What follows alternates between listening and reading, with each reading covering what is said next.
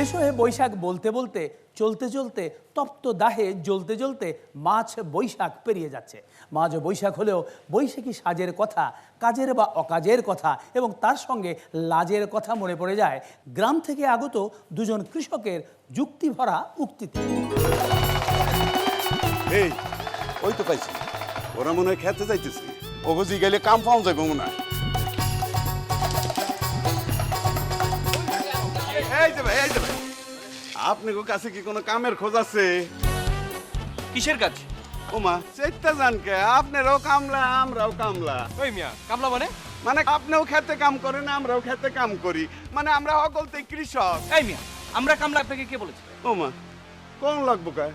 আপনাকে পোশাক আশাকই তো বোঝা যায়। আপনাকে পোশাক আর আমগো পোশাক তো একই। পার্থক্য হইলো আপনি গোটা এখনো মাটি লাগে নাই পরিষ্কার, আর আম গোটা এই যে মাটি লাগছে অপরিষ্কার। খেতে যান দেখবেন আপনাকে কাপড়ও আমাকে মতো মাটি লাগবো। শোনেন চাচা, আপনি ভুল বুঝছেন। আজ পয়লা বৈশাখ, তাই আমরা কৃষক সেজেছি। আজকের দিনে অনেকে অনেক ভাবে সাজে, আর আমরা সাজছি বাংলার কৃষক। হ্যাঁ বাংলার কৃষক। কৃষক সাজছেন, এর লেগে তো আপনাকে কাপড়ে মাটি লাগে না, এবার গেঞ্জির উপরে গেঞ্জি পড়তে দেখ। অবশ্য আপনাকে দোষ দিয়ে তো কোনো লাভ নাই, আমগো পয়সা কত লোক কোটিপতি হয়ে গেল গা। তবে মনে রাখেন, পোশাক পাল্টাইলে কৃষক হন যায় না, অন্তরটা পরিষ্কার থাউন লাগে। শোনেন চাচা, আপনি জানেন না তো তাই বোঝেন না। এটা হচ্ছে বাংলা নববর্ষের সাজ, বাঙালির সাজ।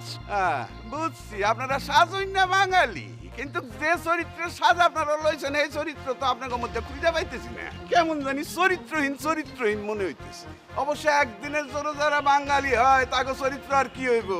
এই তো এনে চল, আবার গেঞ্জির উপরে গেঞ্জি পড়ছে।